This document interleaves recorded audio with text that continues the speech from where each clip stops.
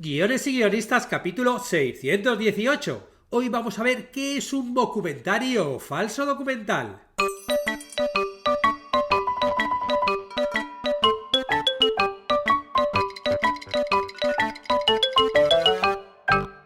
Buenos días a todos, bienvenidos a Guiones y guionistas, el podcast con el que todos podemos aprender a hacer guiones y en el que el guionista es el rey y la guionista la reina. Yo soy David Esteban Cubero, vuestro anfitrión, y cada semana salimos al aire con dos programas en los que vemos un nuevo elemento, técnica o herramienta para que sepáis más del aparente mundo de los guionistas y el falseado arte de los guiones. Me imagino que una vez has visto algún documental y de repente te has preguntado, ¿esto que me cuentan es real? Y a lo mejor, pues tú mismo te has contestado, sí, claro, es real, lo están diciendo en un documental, con lo cual, bueno, la esencia de un documental es que lo que te cuentan es verdad, ¿no? Bueno, pues atentos porque hoy vamos a ver que no siempre lo que cuentan en un documental es real. Hoy vamos a ver qué es un documentary o, como su nombre en castellano dice, un falso documental. Pero antes tengo que recordarte que existe en internet un lugar que está en cursosdeguion.com donde vas a poder aprender todo lo necesario para escribir guiones y convertirte en guionista, porque bueno, por un lado tenemos cursos para aburrir, más de 90 cursos que te enseñan a escribir cortos, cómics, largos, documentales, bueno, lo que quieras, ¿no?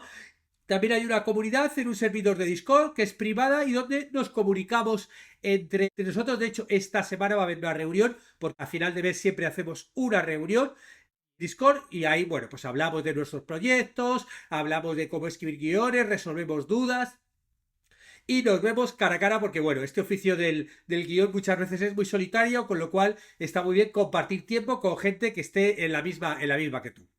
Te he dicho que había cursos. Bueno, esta semana comenzamos un curso nuevo. Acabó el curso ya de inteligencia artificial para guionistas y comienza el curso de recursos narrativos en el que vamos a analizar algunos recursos como por ejemplo pues el cliffhanger, el MacGuffin, el rabbit hole, sí, todos con nombres así muy extraños o nombres en inglés. Que son recursos que los guionistas o los novelistas, los storytellers, podemos utilizar en nuestras historias pues para generar más intriga, más tensión, en resumidas cuentas para generar más interés. Y vamos a comenzar con una clase dedicada a uno de los recursos más populares, sobre todo con las series últimamente, que es el cliffhanger. Vamos a ver en qué consiste este recurso y cómo podemos utilizarlo correctamente. Bueno, nos vamos con el tema de hoy. Os voy a contar una cosa que me pasó hace casi 30 años. Yo estaba en clases de doctorado, había acabado la carrera y durante 2 años cursé doctorado. Y bueno, el profesor de la clase, Manuel Palacio, nos puso una película, un profesor que, bueno, luego un tiempo después se fue a la Universidad Carlos III, yo iba a la Complutense y montó una carrera de audiovisual y de hecho me llamó para ser guionista de televisión y gracias a él estuve luego 10 años dando clases de guión de televisión, gracias a Manuel. El caso es que un día en clase nos puso una película dirigida por un tipo que era de Nueva Zelanda, que era un poco desconocido, se llama Peter Jackson y luego, bueno, fue mundialmente conocido sobre todo por la trilogía del Señor de los Anillos.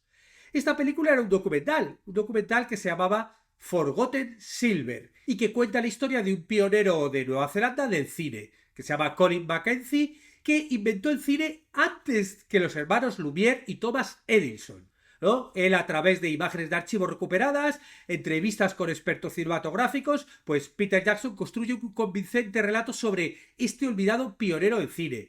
Bueno, en la clase de doctorado hablaba un poco de la historia, ¿no? Era, sí, sobre historia, yo creo que no sé si el cine o televisión, pero bueno, de los medios audiovisuales. Y entonces acabó el documental, fue alucinante porque, claro, nosotros habíamos estudiado en la carrera cosas de historia del cine, pero claro, nunca habíamos oído hablar de este señor, del señor Mackenzie. El caso es que vimos la película y después se abrió un debate y estuvimos discutiendo durante una hora sobre la conveniencia de reescribir la historia a partir de la aparición de nuevas pruebas. Aparecían nuevas pruebas como las de documental y es como de wow, pues tenemos que reescribir la historia o no, tenemos que volver a meter en los libros de historia todo, en los datos de este señor. Bueno, tendríamos que hablar todo eso, fue muy interesante durante una hora debatir, que a fin y al cabo es lo ideal en una clase de doctorado en la universidad, sirven para eso, para debatir. Bueno, pues al final la clase, ¿no? Ya Manuel se iba, ¿no? Iba a cruzar la puerta y justo antes de salir nos dijo que eso que habíamos visto era un falso documental. Todavía nos hablaba de documentary, pero bueno, dijo que era un falso documental y se fue, ¿no? Y nos quedamos como, wow. Bueno, fíjate, casi 30 años después, yo creo que esto fue en el 95, y todavía lo recuerdo y lo cuento en el podcast, ¿no? Me parece un gran ejemplo de cómo ser un buen profesor, ¿no? En lugar de llegar y mostrarte, decirte esto es así, directamente puso el vídeo, creó el debate y luego al final nos hizo ese plot twist diciendo que era un falso documental, cosa que nos impactó, porque claro, habíamos debatido mucho sobre el tema, ¿no? Bueno, como puedes imaginar, un documentary es formalmente es una obra audiovisual que formalmente es como un documental, pero en realidad es ficticio. Es decir, que lo que te cuenta, bueno, pues hay partes que pueden ser verdad, pero hay partes que son mentira, como cualquier ficción, ¿no? A veces también se le llama eso, falso documental, documental de comedia también, porque Monk tiene que ver un poco con eso. Y la idea es que se presenta como si fuera un documental real, con entrevistas, imágenes de archivo y todo esto. Pero en realidad todo es inventado y con un toque humorístico muchas veces. No siempre, pero muchas veces tiene ese punto paródico humorístico, ¿no? Es un género muy interesante porque permite a los guionistas y directores explorar temas y situaciones de una manera muy diferente a las películas convencionales. En lugar de seguir una trama lineal, pues los documentaries se construyen a partir de entrevistas y escenas que parecen reales, pero que en realidad están siendo guionizadas y actuadas. Algunos ejemplos famosos son de This is Spinal Tap, que trata sobre una banda de rock ficticia, o Borat también, que se hizo muy famosa, sobre las aventuras de un periodista de Kazajistán por Estados Unidos. Y estas películas, bueno, suelen utilizar el humor y la sátira para hacer comentarios sociales o críticas a aspectos de la sociedad. Bueno, nos vamos un poquito al origen para entender este género.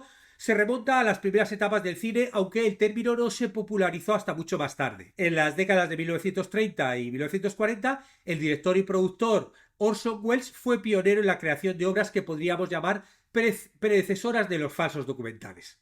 Uno de los ejemplos más conocidos no es audiovisual, es de radio, es solamente de audio. La Guerra de los Mundos era un radioteatro en el año 1938 que se presentó como una serie de boletines de noticias en tiempo real sobre una invasión extraterrestre en Nueva Jersey.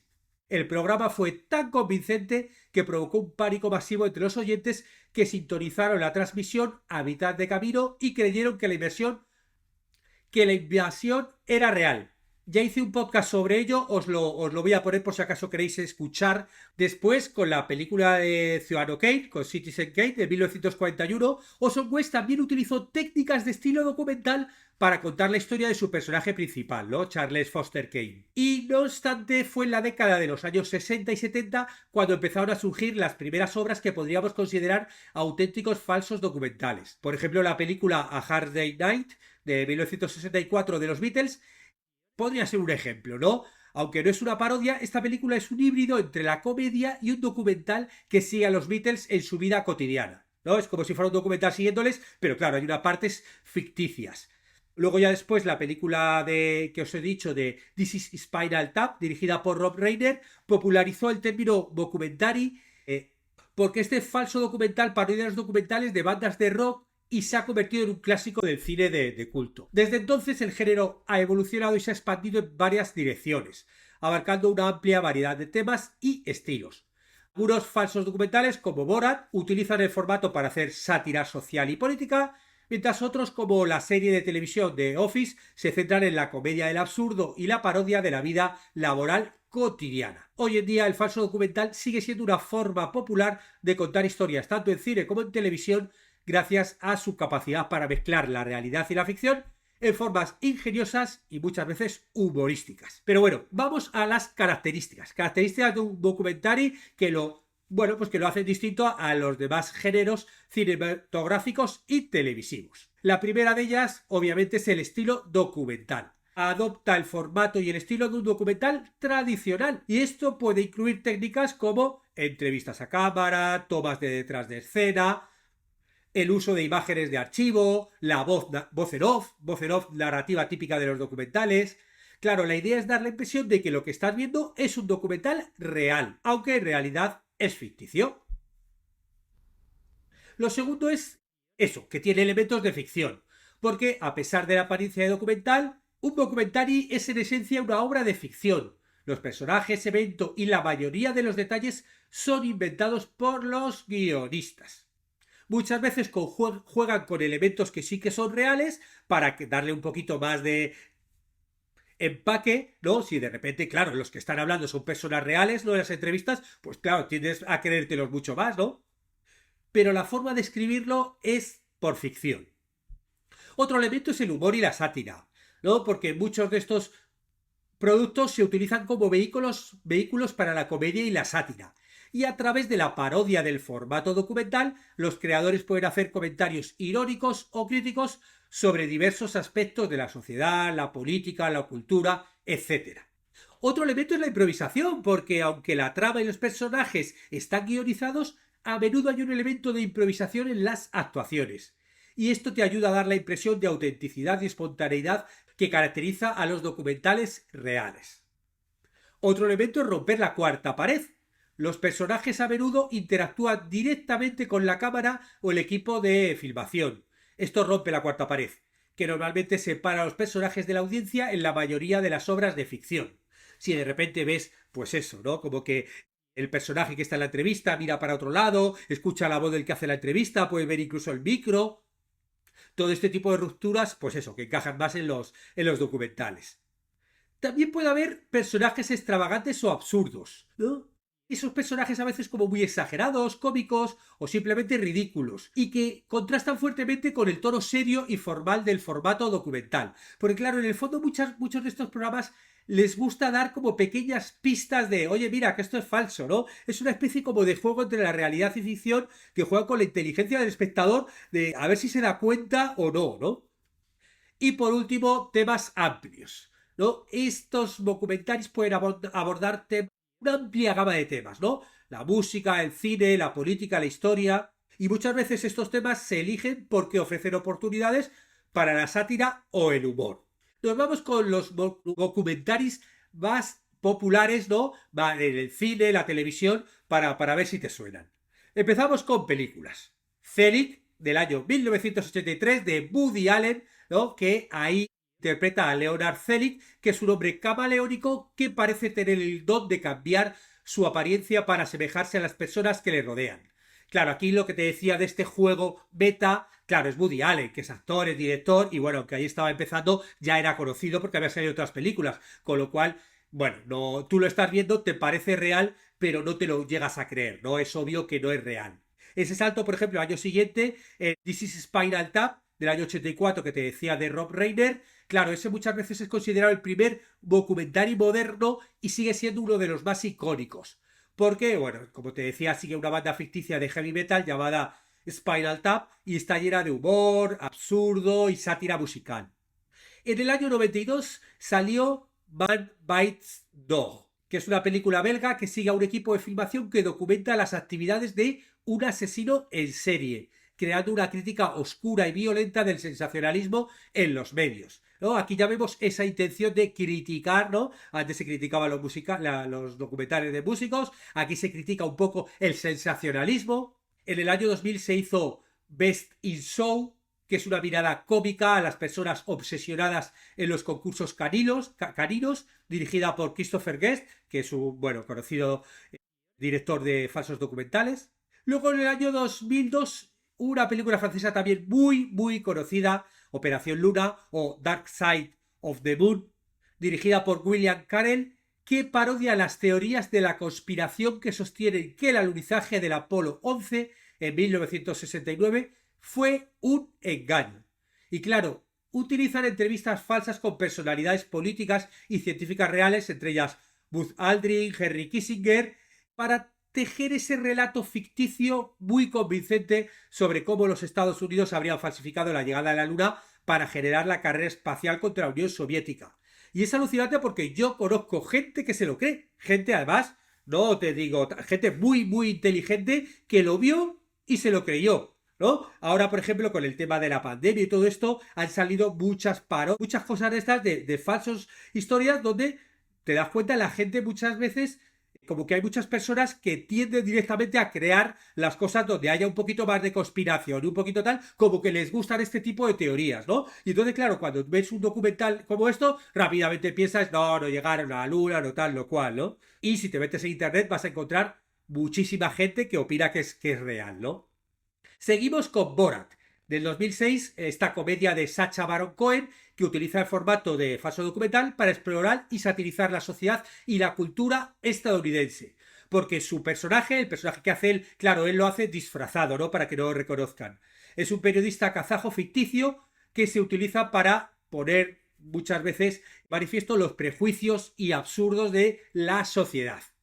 Está también, por ejemplo, I'm Still Here, la película de Joaquin Phoenix que pretende dejar la actuación para convertirse en un rapero, creando mucha confusión sobre la película, si es un documental, verdadero, falso documental. Me acuerdo, empezó a hablarse, no, él lo iba a dejar, dejó de hacer películas un tiempo, o sea, que tú lo estabas viendo y realmente no sabías si este, que sabes quién es, no es como Sacha Baron Cohen que se disfrazó, decías, pero ¿de verdad se ha dejado de actuar y se va a hacer rapero? Bueno, luego hay otro que me encanta, Exit Through the Gift Shop, ¿no? La salida por la tienda de souvenirs. Que claro, sobre esta película existe todavía un debate si es un documental o es un documental real. Es alucinante, ¿no? Está basada en el artista callejero Banksy. Y la naturaleza engañosa y contradictoria de todo, claro, es lo alucinante. Yo recuerdo cuando la vi, y yo, pues a Banksy le sigo ya desde hace mucho tiempo, yo la vi y dije, esto es un falso documental. Estoy seguro. Porque si lo hubiera hecho a otra persona, pero hecho por él, hecho por Banksy, que siempre se ha dedicado a poner en solfa el arte caro, a pintar en la calle, todos los temas. O sea, es como le pega a todo haberlo hecho, como para criticar el mercado del arte, ¿no? Si no lo has visto todavía, búscalo y velo porque, vamos, a mí me pareció genial. Luego también te quiero comentar Trollhunter del 2010. Es una película noruega que presenta a un cazador de trolls que lleva un equipo de filmación en un viaje a través del país para cazar y documentar trolls reales. Y luego, por último, como película, What We Do in the Shadows de 2014, que es una película neozelandesa que presenta a un grupo de vampiros viviendo juntos en la moderna Wellington, tratando de llevar a cabo sus vidas nocturnas con humor. Vemos que a nivel películas hay algunos como más disparatados, ¿no? Como este de los vampiros, el mundo de los troles. Otros que se acercan más al mundo real, como el que os comentaba al principio de la historia del cine. Nos vamos con las series. Bueno, un clásico de Office, ¿no? Tanto la versión inglesa como la de Estados Unidos utilizan este formato para explorar la vida en un lugar de trabajo ordinario, ¿no? Y estas dos series han tenido un impacto enorme en la comedia de situación y han inspirado muchas otras comedias de situación en formato de falso documental. Por ejemplo, Parks and Recreation, una serie que explora la vida en un departamento de parques en una pequeña ciudad. Y aunque es más optimista en tono que The Office, utiliza muchos de los elementos del falso documental ahí en medio. Otro ejemplo también sería Modern Family, ¿no? De sitcom que adopta un enfoque de documentary para explorar la vida, en este caso, de una familia extendida. Y cada episodio está estructurado como si un equipo de documentales estuviera filmando la vida de los personajes. Y ahora, bueno, quiero terminar con una reflexión con la evolución de los documentaries a lo largo del tiempo y en diferentes culturas. Y claro, obviamente han ido evolucionando y adaptándose a los cambios culturales y tecnológicos y reflejando las preocupaciones sociales y políticas de diferentes épocas y lugares, como hacen los propios documentales, ¿no? Los primeros documentales, como por ejemplo el de This is Spinal Tap, eran a menudo parodias de eso, de documentales de música, y utilizaban esa exageración, esa absurdez para hacer comentarios humorísticos sobre la industria de la música, ¿no? Era como dar caña. Luego tuvo una evolución en la televisión.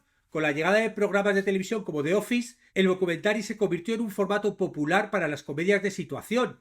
Estos programas utilizaban el formato para explorar el absurdo y la comedia en situaciones cotidianas y muchas veces utilizaban con un humor más seco y más sutil que los documentaries anteriores.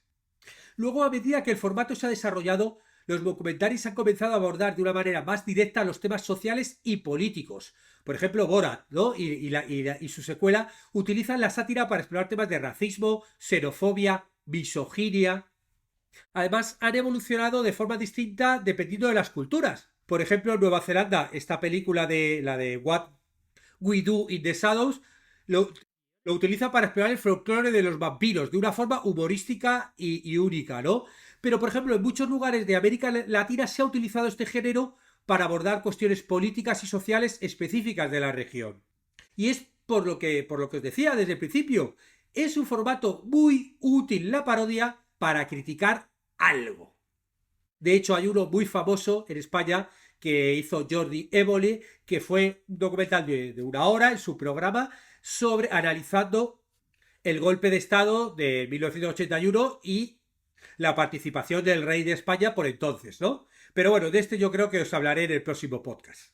Y por último, en cuanto a tendencias recientes, también podemos hablar de que cada vez estos programas son más beta, más autoconscientes y podemos hablar, por ejemplo, de Documentary Now, que parodia estilos y géneros documentales específicos. Pero bueno, en general es un género muy adaptable, muy resiliente, capaz de evolucionar para reflejar los cambios de la sociedad y la cultura y abordar una amplia gama de temas y estilos. Terminamos ya este podcast hoy, pero en el próximo podcast vamos a analizar qué tenemos que tener en cuenta para escribir un falso documental. Muchas gracias a los que os suscribís a los cursos de guión o contratáis las consultorías y mentorías porque ayudáis a que el podcast se mantenga. Estaremos juntos los martes y jueves con nuevas técnicas, estrategias y análisis para que aprendamos entre todos a ser mejores guionistas. ¡Hasta pronto!